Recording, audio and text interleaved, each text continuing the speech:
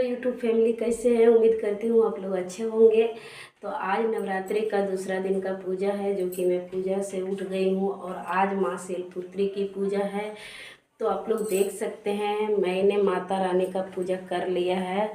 और देखिए दिखाते हैं, हटो बेटा साइड रहो। तो देख सकते हैं यहाँ पे माता रानी का पूजा हो चुका है, जो कि मेरे यहाँ पे माता रानी कसने लिए हैं। तो देख सकते हैं। जय माता रानी। तो आप लोग देख चुके होंगे कि मैं यहाँ पे ही माता रानी का बैठ के दिया हूँ।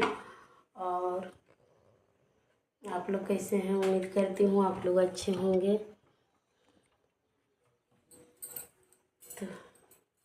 तो जय श्री राम। तो आप लोग कैसे हैं? उम्मीद करती हूँ आप लोग